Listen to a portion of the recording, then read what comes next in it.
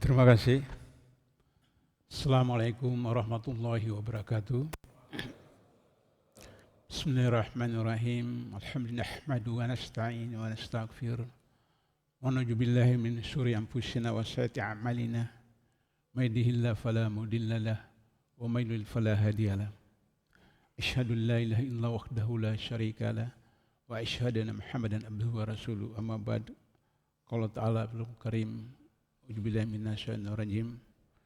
Wala nabluwakum bisyai'in minal khawfi wal ju'i wa naqsin minal amwali wal anfusi was samarat wa basyiris sabirin alladzina idza asabathum musibah qalu inna lillahi wa inna ilaihi raji'un.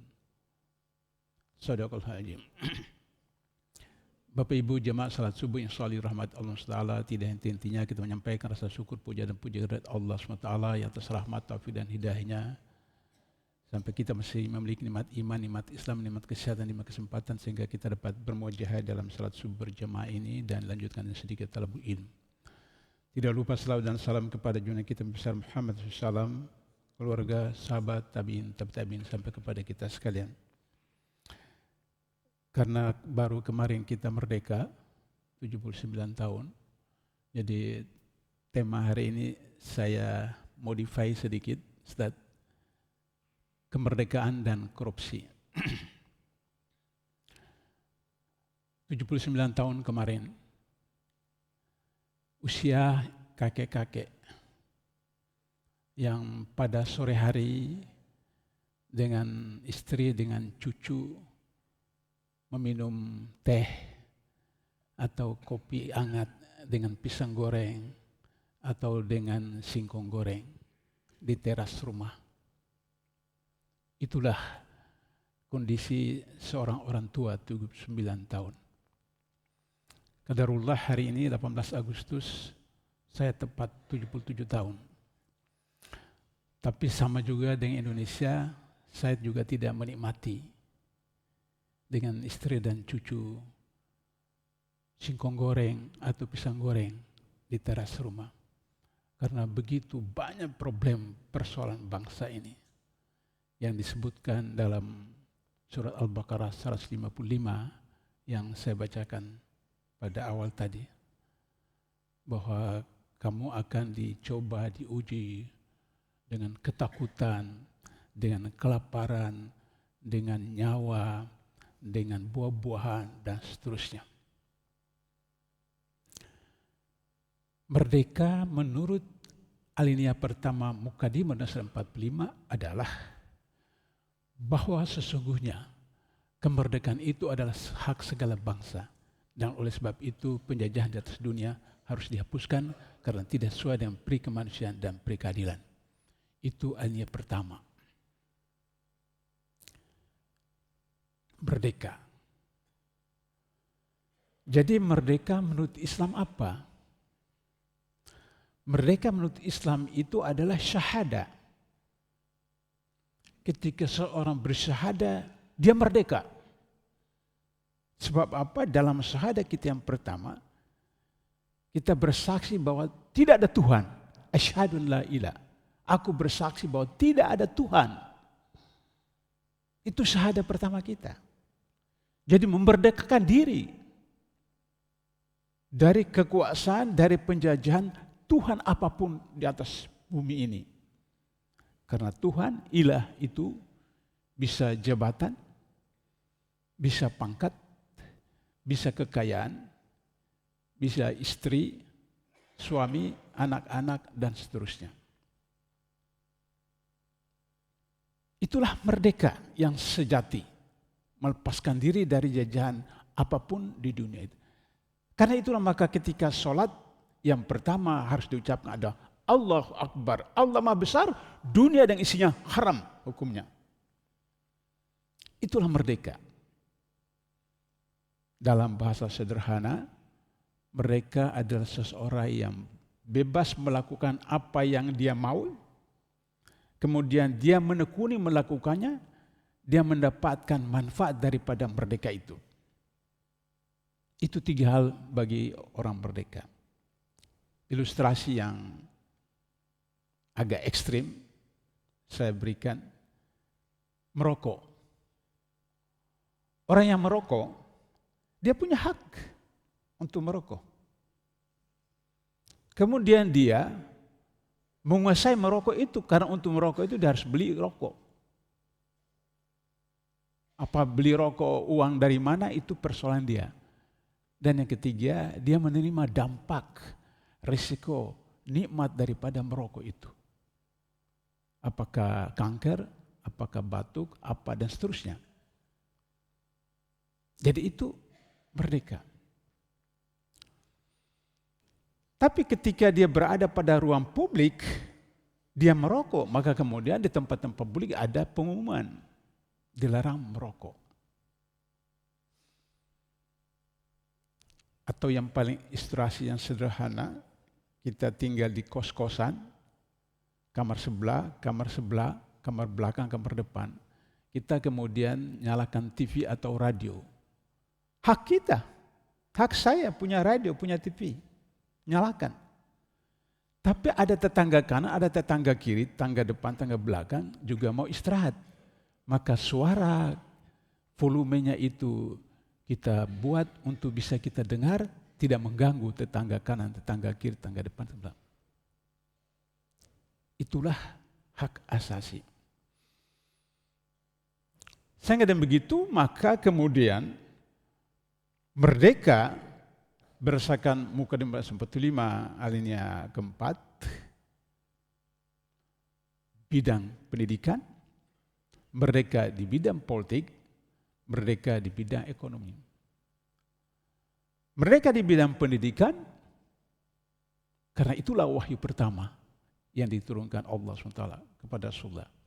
Bukan kewajiban sholat, bukan kewajiban saum, bukan kewajiban zakat, bukan kewajiban haji, tapi pendidikan. A'udzubillahi minasyaitonirrajim. Bismillahirrahmanirrahim. Iqra bismi rabbikal ladzi khalaq, khalaqal insana min 'alaq. Iqra bil akram alladzi 'allama kalam 'allamal insana ma lam ya'lam.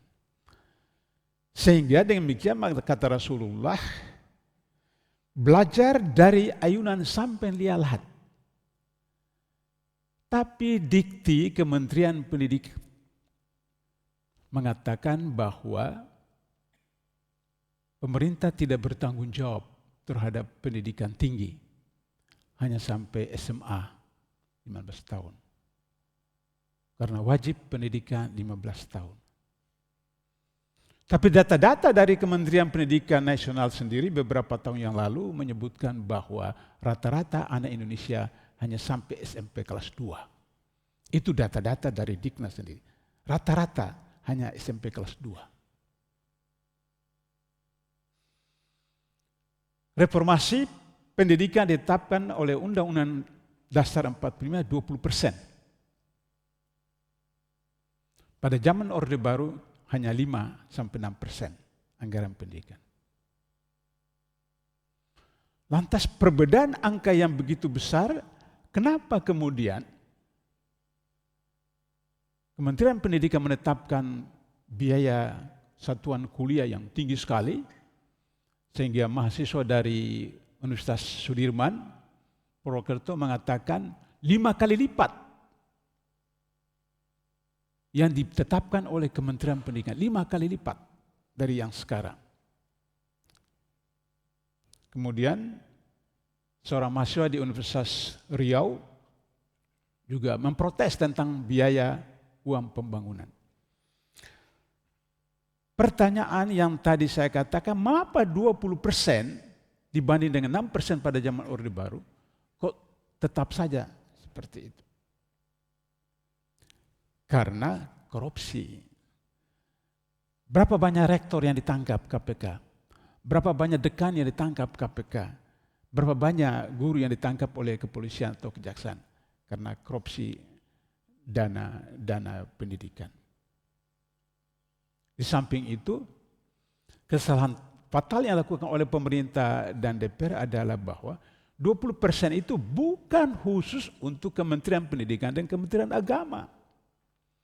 Andai kata 20% itu khusus untuk Kementerian Pendidikan dan Kementerian Agama, cukup 20% itu. Tapi digunakan untuk pembiayaan lembaga-lembaga pendidikan dari kementerian. Di situ kesalahan. Ini yang disebut dengan korupsi politik. Korupsi politik adalah korupsi yang melalui kebijakan, peraturan, pemilu, pilpres, pilkada yang seakan-akan itu baik, tapi ternyata untuk kepentingan golongan kelompok tertentu. Malaysia merdeka tahun 57. Begitu merdeka ditetapkan dalam APBN 22% pendidikan. Dan di Malaysia ada satu institut yang berubah menjadi universitas khusus untuk pribumi. Namanya Institut Teknologi Mara. Kemudian berubah menjadi Universitas Teknologi Mara. Khusus untuk pribumi. Gratis. Anak saya pernah kuliah di situ. Jadi oleh karena itu, jika 20% dari 3.000 triliun APBN kita diperuntukkan khusus kepada Kementerian Pendidikan dan Kementerian Agama, maka guru, dosen, kepala sekolah, rektor, dekan tidak korupsi. Akibatnya apa yang terjadi? Human Development Index manusia Indonesia karena korupsi oleh pejabat-pejabat itu berada pada ranking kelima di Asia Tenggara. Yang pertama adalah Singapura, yang kedua ada Brunei Darussalam, yang ketiga Malaysia, yang keempat Filipina, baru yang kelima Indonesia. Kualitas manusia Indonesia karena pendidikan yang dikorupsi seperti itu. Jadi merdeka di dalam bidang pendidikan. Yang kedua, merdeka di bidang politik. Wa amrum syura bainahum itu ditangkap, diambil, diadop oleh 4 ulama yang ada dalam tim 9 yang menyusun Pancasila 1945. Haji Agus Salim, Ki Haji Wahid Hasim, Abdul Qahar Muzakir, dan Abi Kusno. 4 ulama dalam tim 9 yang menyusun Pancasila 1945. Sehingga demikian maka Pancasila itu adalah Piagam Madinah versi Indonesia. Dan sila keempat kerakyatan yang dipimpin oleh hikmah kebijaksanaan dalam permusyawaratan perwakilan itu diusulkan oleh Haji Agus Salim karena beliau mengadop, meniru apa yang dilakukan oleh Umar Ibn Khattab. Ketika Umar Ibn Khattab luka parah ditusuk oleh seorang pemuda Yahudi ketika mengimami sholat berjamaah di Masjid Nabawi. Dan kemudian para sahabat mengatakan, tunjuklah anak Anda, Abdullah, untuk menjadi khalifah. Tapi Umar menolak. Abdullah ibnu Umar ini adalah copy paste Rasulullah dalam ibadah ubudiyah. Coba bisa dibayangkan Abdullah bin Umar ini mendatangi tempat-tempat tertentu di mana dia menyaksikan Rasulullah melakukan kegiatan atau ibadah tertentu, dia ikuti. Bahkan dia datang ke suatu tempat di mana Rasulullah pernah salat sunat di atas unta, maka kemudian Abdullah bin Umar itu salat di situ, mengikuti Rasulullah yang pernah melakukan salat sunat di atas unta. Copy paste dari Rasulullah, Abdullah bin Umar. Tapi kata Umar, cukup dari keluarga Khattab, saya yang jadi khalifah.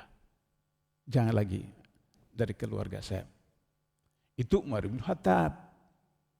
Presiden Anda lain. Presiden Anda mau 3 periode nggak bisa, mau tunda 2 periode nggak bisa, paksakan anaknya jadi wakil presiden. Sebelumnya ipar dia jadikan ketua MK sehingga bisa mengubah mau otak-atik usia. Maka kemudian MK itu disebut sebagai Mahkamah Kakak. Kemudian adiknya lagi diubah oleh Mahkamah Adik, MA, mengubah untuk kemudian bisa jadi ikut pilkada, padahal batas umur belum cukup.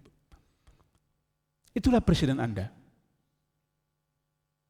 Presiden saya juga ya. Tapi saya tidak pilih dia soalnya.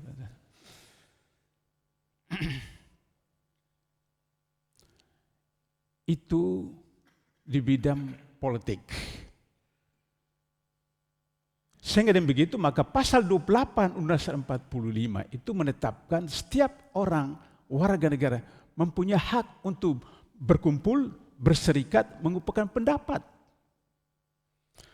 Umar Ibn Khattab ketika sedang menyampaikan pidato, kemudian berdiri seorang pemuda menghunus pedangnya. Wahai Amirul Mukminin, pedang ini akan meluruskan Anda jika Anda keluar dari Quran dan Sunnah. Umar Ibn Khattab tidak perintah bin. Umar Ibn Khattab tidak perintah polisi untuk menangkap dia. Oh, terima kasih anak muda. Kalau sekarang, macam-macam sedikit aja, terus kemudian dengan alasan undang-undang ITE. Saya tidak tahu habis ini dipanggil atau tidak, wallahu alam. Umur 77 tahun, apa yang mau ditunggu, apa yang mau diraih lagi?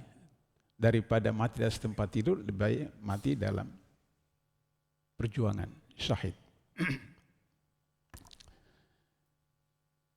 Jadi, Umar kemudian menunjuk formatur 6 orang.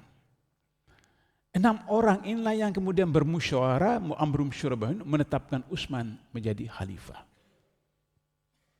Sejarah itulah yang diadop oleh Haji Agus Salim, masukkan dalam sila keempat dalam Pancasila. Kerakyatan yang dipimpin oleh hikmah, kebijaksanaan dalam permusyawaratan perwakilan.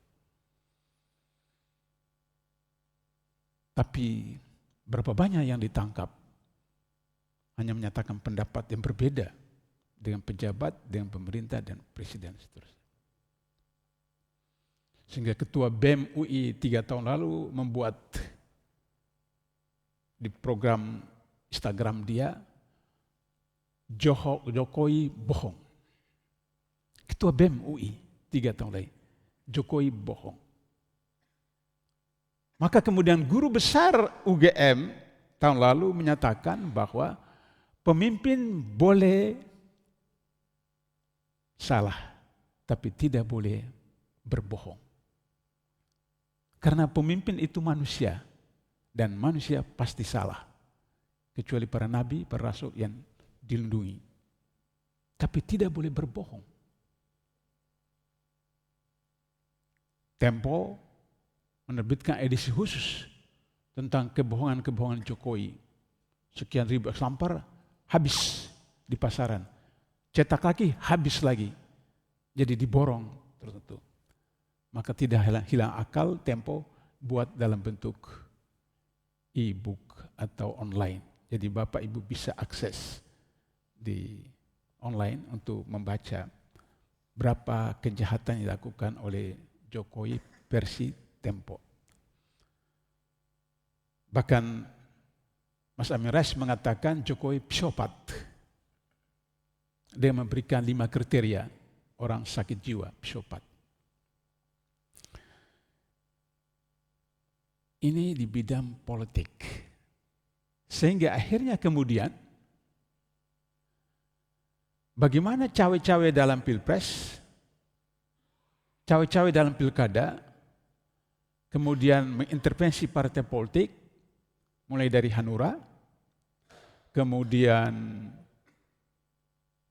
PSI, satu hari jadi anggota PSI, terus jadi ketua umum, kemudian Demokrat, kemudian PDIP, dan terakhir Golkar. Tapi Jokowi tidak berhasil merebut PDIP dan Demokrat. Yang lain berhasil. Pertanyaannya adalah, mereka-mereka yang profesor doktor itu, kenapa mau? Itu pertanyaan sederhana. Untuk anak ingusan yang namanya Gibran, untuk kemudian diajukan sebagai calon wakil presiden. Karena semua tersandra. Kelebihan Jokowi adalah memasukkan semua orang yang punya persoalan dalam kabinetnya sehingga tidak bisa berkutik. Itu macam-macam. Erlangga macam-macam, dipanggil lagi oleh kejaksaan. Menteri Perdagangan, siapa itu? Zulkifli, macam-macam, kasusnya lagi dianggap. Semua Sri Mulyani mengatakan bahwa utang kita hanya 8.000 triliun. Itu adalah kebohongan publik yang dilakukan Sri Mulyani. Bahkan dia katakan negara-negara maju, Jepang, Eropa, Korea, ratusan persen dari PDB. Itu kebohongan publik yang dilakukan oleh Sri Mulyani. Kenapa? Karena Korea, Jepang, Eropa, Amerika menyebutkan utang mereka ratusan persen dari PDB, itu mereka jujur. Karena mereka sampaikan semua utang APBN dan utang non-APBN. Utang APBN kita 8.000,3 triliun sekarang ini. Utang BUMN itu 8.000 triliun juga. Utang membayar gaji pensiunan TNI, Polri, dan ASN itu 4.000. Jadi total 20.000 triliun. Itu pertama. Yang kedua, negara-negara Eropa, Jepang, Korea, itu negara kreditor, memberi pinjaman. Kita itu debitor, meminjam, penerima utang. Yang ketiga, mereka itu berutang kepada rakyatnya. Kita tidak, berutang kepada luar negeri. Itu kebohongan publik yang dilakukan Sri Mulyani. Pertanyaannya adalah kenapa Sri Mulyani melakukan kebohongan publik? Karena dia tersandra. Kalau melawan Jokowi, kasus Bank Senturi dibuka lagi oleh KPK. Kenapa KPK tidak memprosesnya? Karena KPK sudah diacak-acak oleh Jokowi dengan mengamandemen Undang-Undang KPK nomor 30 2002 menjadi Undang-Undang nomor 19 tahun 2019. Praktis KPK habis. Dia menjadi ASN. Padahal Bapak yang pernah jadi ASN, dalam budaya ASN tidak ada perkataan tidak. Dalam budaya ASN hanya ucapan siap, laksanakan. Sedangkan di KPK tidak. Di dalam kode etik KPK tertulis pegawai KPK dilarang melaksanakan perintah atasan yang bertentangan dengan peraturan perundang-undangan. Jadi, meskipun ketua KPK, direktur, deputi pemerintah, tapi kalau itu bertentangan dengan peraturan perundang-undangan, pegawai KPK punya hak dan kewenangan untuk menolak. Tapi begitu KPK dijadikan Jokowi menjadi ASN, maka kemudian terakhirnya orang kepercayaan Jokowi di KPK, Firly Bahuri, juga kemudian ditetapkan tersangka karena terlibat pemerasan. Luar biasa. Jadi politik tidak merdeka kita. Kemudian yang paling parah, merdeka di bidang ekonomi. Yang tadi saya sudah katakan, utang kita 20.000 triliun. Saya tidak tahu sampai tahun berapa bisa lunas. Kemudian pada kampanye Pilpres pertama kata Jokowi, kita tidak akan berutang. Tapi utang Jokowi mengalahkan utang dari Soekarno sampai SBY. Kita tidak akan impor buah, tidak impor beras, tidak impor. Ternyata semua diimpor. Sampai bawang merah juga diimpor, buah juga diimpor dan seterusnya. Yang jadi problem adalah bahwa kalau nanti Jokowi meninggal dan utang negara itu tidak dilunasi, maka menurut riwayat Rasulullah tidak menyolatkan jenazah yang ada utangnya. Sekali waktu di Madinah Rasulullah dipanggil karena ada sahabat yang meninggal. Rasulullah mau salat, Rasulullah tanya, ada utangnya enggak? Ada. Ada yang mau bayar ganti? Ada keluarganya. Rasulullah sholat. Di lain waktu Rasulullah diundang lagi, dipanggil lagi, ada sahabat meninggal. Terus kemudian ditanya, ada utangnya? Ada. Ada keluarganya membayar enggak? Enggak ada. Rasulullah meninggalkan tempat itu. Kata Rasulullah, sholatlah kalian. Maka sahabat yang mendengar itu, mengetahui reaksi Rasulullah itu, tidak sampai hati kepada almarhum itu, kemudian, ya Rasulullah, saya yang akan tanggung. Baru Rasulullah kemudian mensolatkan. Dari dua kisah ini menunjukkan bahwa Rasulullah tidak sholat jenazah yang meninggalkan utang. Kecuali ada yang menebus atau membayar. Jadi kalau Jokowi meninggal, utang kita 20.000 triliun itu belum lunasi, maka saya menyarankan kepada Majelis Ulama, jangan mensolatkan jenazah Jokowi. Berdasarkan riwayat Nabi tadi. Lantas bagaimana cara untuk bisa disolatkan? Aset Gibran, aset Kaisang, aset siapa yang ada perempuan itu? Kahayang Putri apa? Itu disita untuk membayar utang 20.000 triliun itu. Kalau tidak cukup, maka menteri yang terlibat itu harus diisi asetnya. Menteri yang mana? 3 menteri tentu saja. Menteri Keuangan, Menko Perekonomian, dan Menteri BUMN. 3 menteri itu harus disita asetnya untuk kemudian membayar 20.000 kerugian negara baru disolatkan. Kalau ternyata juga 6 orang itu tidak cukup asetnya, maka 6 orang itu harus diproses hukum. Proses hukum.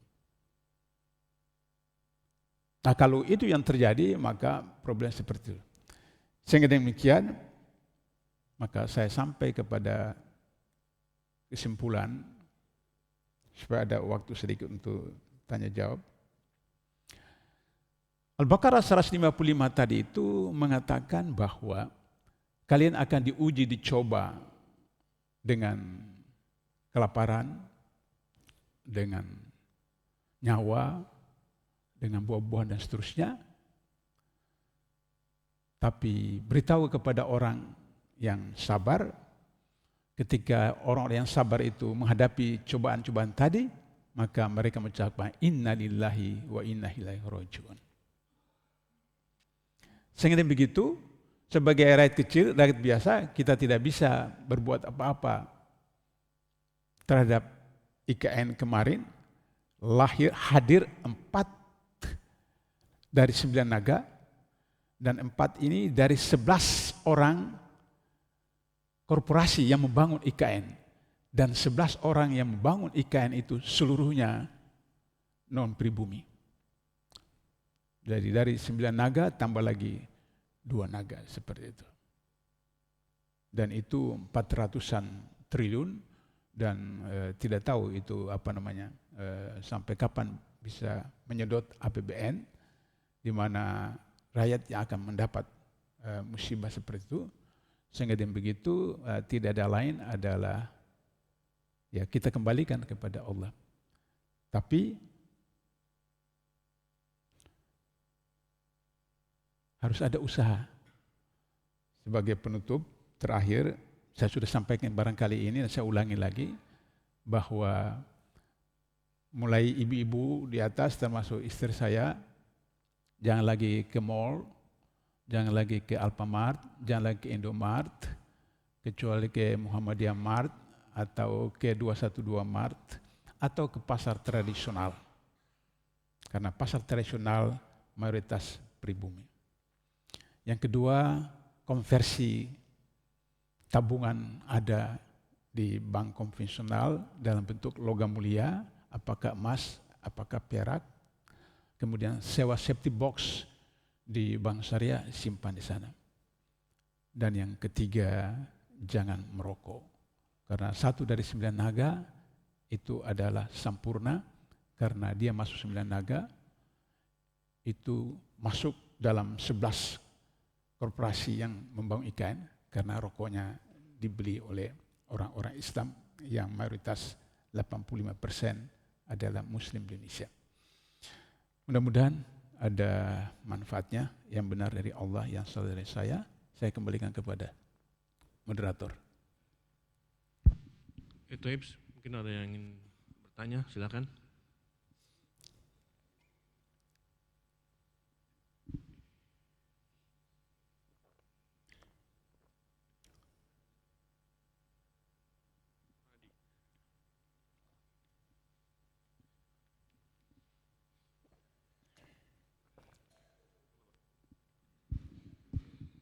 Terima kasih Ustaz. Kalau berbicara tentang politik atau kondisi negara kita, kita pusing, Ustaz. Korupsi itu bukan masalah materi tapi masalah kebijakan ya. Sekarang semua dibikin kebijakannya itu menguntungkan ya, menguntungkan ya oligarki ya kalau yang ini. Contoh yang real yang sekarang berlaku itu yang seperti saya ngerti kebijakan, saya kebetulan di bidang ini pembangunan, studi bangunan, kebijakan tentang itu perubahan swasta di PIK itu jadi KSN itu nggak mungkin. Kalau dalam hal kebijakan publik itu aneh itu ya. Jadi KSN itu semacam program untuk pemerintah, tapi ini ngambil dari swasta. PIK itu kan swasta. Yeah. Dan penguasaan lahan sekarang lagi berlangsung gila-gilaan. Kira-kira saran Ustadz gimana, Ustadz? Saya sudah pernah sampaikan ini beberapa waktu yang lalu, saya ulangi lagi. Ketika Ali bin Abi Thalib menjadi khalifah, sahabat bertanya, wahai Ali, kenapa waktu Abu Bakar jadi khalifah, Umar jadi khalifah tidak ada unjuk rasa, tidak ada demonstrasi. Tapi ketika Anda jadi khalifah, unjuk rasa di mana-mana. Kata Ali, benar, waktu Abu Bakar khalifah, Umar khalifah tidak ada unjuk rasa, karena warga negaranya adalah saya. Ketika saya jadi khalifah, unjuk rasa di mana-mana, demonstrasi di mana-mana, karena warga negaranya adalah sampean. Artinya, kisah itu menunjukkan bahwa pemimpin itu representasi dari rakyatnya. Pemimpin itu representasi dari rakyatnya. Jadi kalau misalnya yang di PIK 1 atau PIK 2, itu misalnya pemilik sawah, pemilik tambak, pemilik lahan itu mereka berkualitas sebagai seorang muslim yang beriman, maka kemudian mereka melawan. Mereka melapor kepada NGO, LSM dan seterusnya. Nah, kemudian si Said Didu itu yang sangat agresif, 2 pekan lalu kemudian WhatsApp saya, Ustadz doakan saya dipanggil Bareskrim hari Senin 2 pekan yang lalu. Dari pagi sampai sore saya berikan beberapa masukan dan alhamdulillah tidak ditahan tapi proses. Dan kemudian beliau datang dengan teman-teman ke sana. Saya bilang, ajak dong saya kapan datang ke PIK 2 untuk melihat itu. Jadi itu yang saya sebutkan dengan korupsi politik. Korupsi politik adalah korupsi melalui kebijakan dan seterusnya. Pertanyaannya adalah bahwa kenapa DPR di Tangerang atau DPRD Banten itu tidak bicara, tidak suara. Nah, harga tanah itu kan dibeli dengan harga 50.000 per meter, baik sawah maupun tambak dan seterusnya. Itu kalau sudah jadi, maka yang ditawarkan itu adalah seharga berapa? 150 juta per meter. Seperti itu. Ketika rakyat itu kemudian menolak apa segala macam, maka diintimidasi dengan cara ditimbun tanah sehingga kemudian tidak bisa berakses keluar dan seterusnya. Tapi ketika para sahabat bertanya kepada Rasulullah, ketika Rasulullah mengatakan bahwa nanti sekali waktu kalian seperti buih lautan, bergantung dari mana tiup angin. Mereka tanya, apa karena jumlah kami waktu itu kecil ya Rasulullah? Kata Rasulullah, justru jumlah kalian banyak, tapi hubud dunia wa karihal maut. Cinta dunia, takut mati. Itulah anggota DPR kita, DPRD kita, kemudian para menteri, pejabat, seperti itu. Cinta dunia, takut mati, seperti itu. Sehingga akhirnya daripada dipikir di penjara dan seterusnya, ya sudah ikut saja. Maka dampaknya terlihat. Oleh karena itu maka pilkada Oktober atau November nanti, ya gunakan hak untuk bisa menetapkan pilihan yang betul-betul sesuai dengan tuntutan Al-Quran dan Sunnah bagi syarat seorang pemimpin. Tapi kalau 4 hal yang saya katakan tadi yang disebut dengan tidak ke supermarket, tidak simpan bank konvensional itu kalau itu dilakukan 6 bulan saja atau 2-3 bulan, bisa saja tidak terjadi pelantikan presiden baru. Bisa saja. Seperti itu. Memang kita tidak sekualitas Afghanistan, Bangladesh yang sampai kemudian ribuan orang meninggal sehingga Perdana Menterinya kabur. Tapi percayalah bahwa tahun 67, tahun 98 itu terjadi oleh para mahasiswa, para pemuda, para pelajar. Nah, tinggal bagaimana itu bisa dilakukan oleh setiap keluarga terhadap anak-anaknya, mahasiswa, pelajar dan seterusnya. Saya kira itu Pak. Satu lagi terakhir, karena sudah mau masuk waktu. Assalamualaikum warahmatullahi wabarakatuh. Jazakallah khair Ustaz Abdullah, barakallahu fikum. Mohon maaf mungkin bagi saya ini mungkin itu plus 18 ya, karena orang asing saya tidak bisa bicara masalah ini. Tapi secara umum hasil atau akibat korupsi itu berat sekali. Yang kita lihat misal di Arab di sana ada 22 negara Arab yang bisa dibilang kita tenggelam dalam laut korupsi situ. Sehingga saat ini contoh kita lihat jumlah korban di Gaza itu lebih 70.000 jiwa. Dan tidak ada yang berani membuka mulut dan membela Palestina karena tercover korupsi mereka.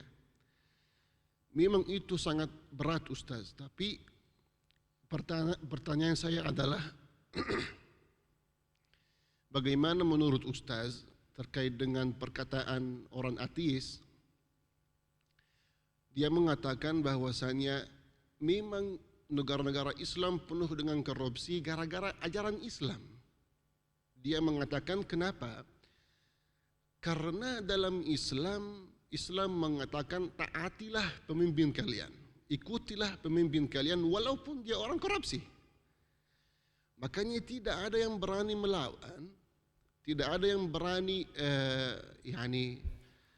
menghadapi korupsi ini karena Islam mengatakan sabar dulu. Dan sebaliknya kita lihat terkadang di negara barat, negara Amerika, negara Eropa, kalau ada kesalahan pemerintah atau korupsi, mereka tidak sabar, turun di lapangan langsung untuk membantah dan untuk memprotes kesalahan pemerintah mereka. Nah, kira-kira Ustaz, apakah menurut antum, apakah betul itu masalah dalam Islam atau bagaimana jawaban dari Ustaz? Saya suka ini mau dengar menurutnya Ustaz Abdullah. Mohon maaf dan saya mungkin kalau ada kesalahan bahasa ya, karena saya masih baru belajar ini. Jazakallah khair, barakallahu fikum. Di dalam salah satu hadis populer yang kita tahu adalah balighul anni walau ayah. Hadis itu sebagai implementasi dari Al-Imran 104. Wal takum minkum ummatun bil khair wa ya'muruna bil ma'ruf wa yanhauna 'anil munkar wa ulaika humul muflihun.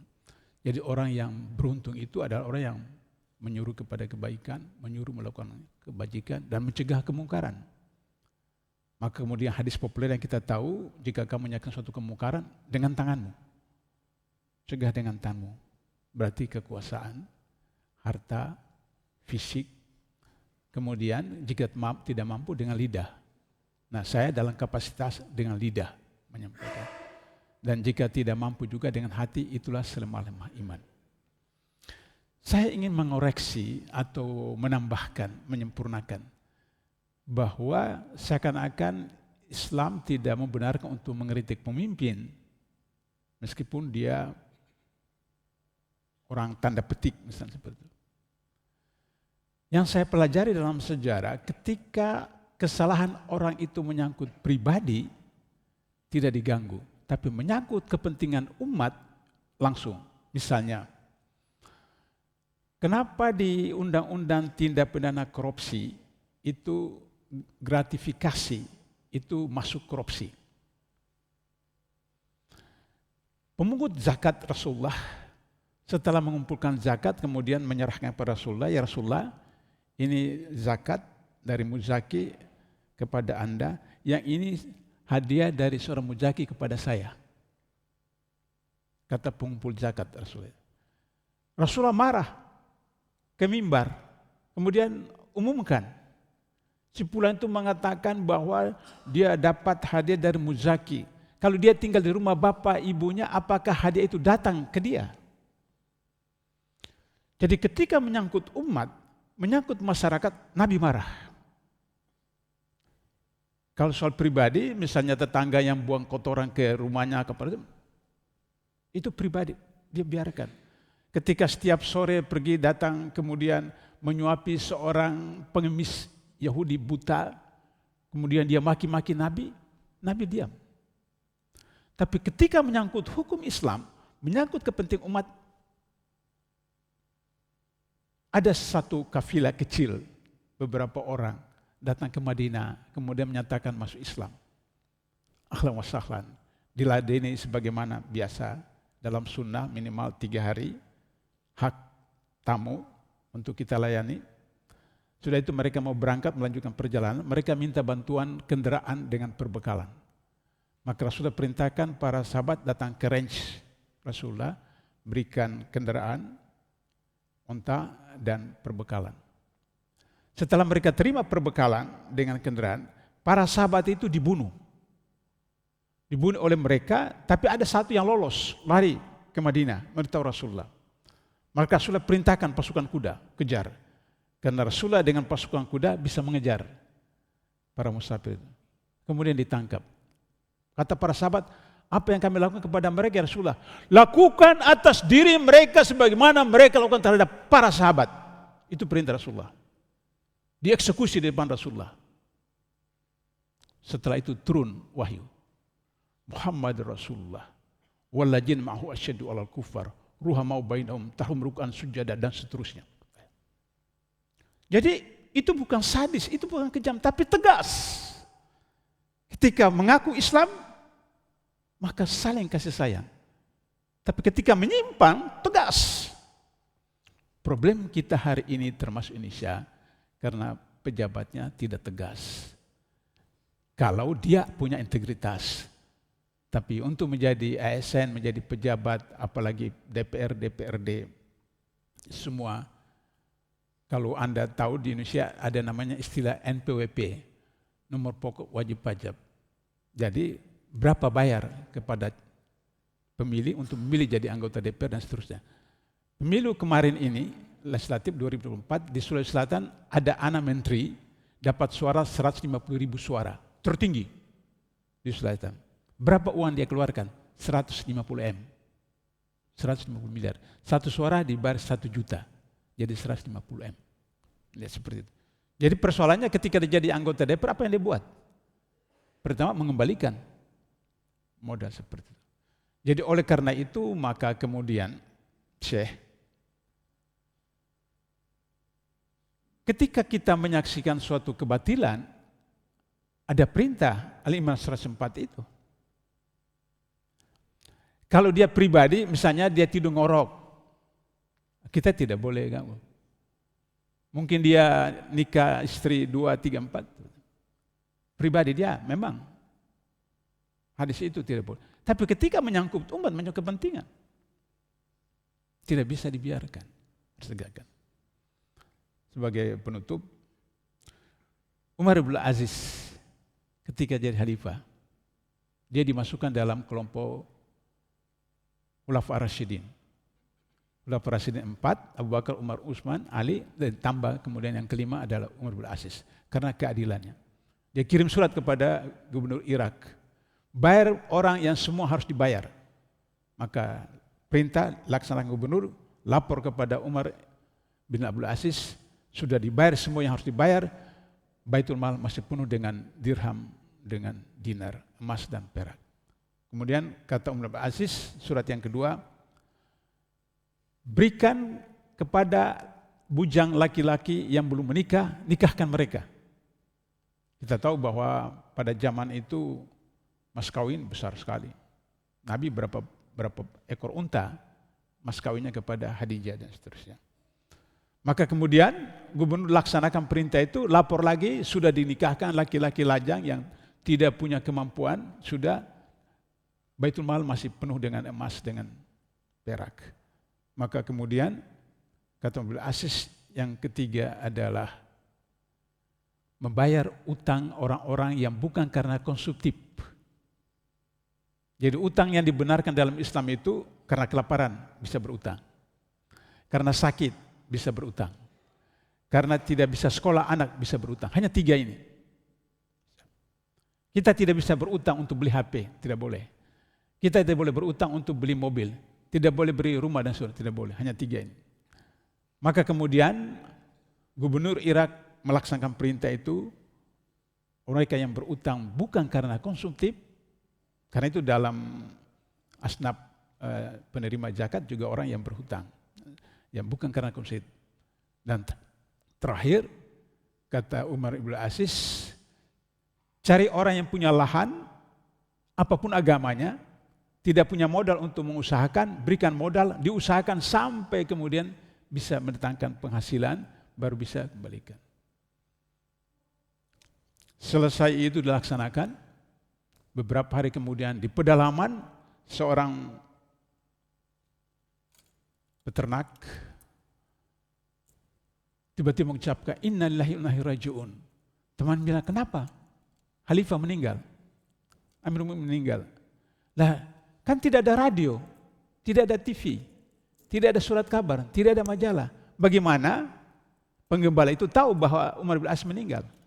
Dia bilang, saya lihat tadi ada serigala menyerang anak domba. Jadi bayangkan ketika Umar bin Aziz menjadi khalifah, binatang itu pun dapat perlindungan. Sehingga ketika dia meninggal, tidak lagi diperhatikan, maka serigala menyerang anak domba. Barangkali itu tambahan, Syekh. Terima kasih atas pertanyaan sarannya. Dan saya kira sudah masuk waktu. Kita tutup dengan doa kepada majelis. Subhanakallahumma asyhadu anta astaghfiruka wa atubu ilaik. Bila taufiq hidayah. Wassalamualaikum warahmatullahi wabarakatuh. Waalaikumsalam warahmatullahi wabarakatuh.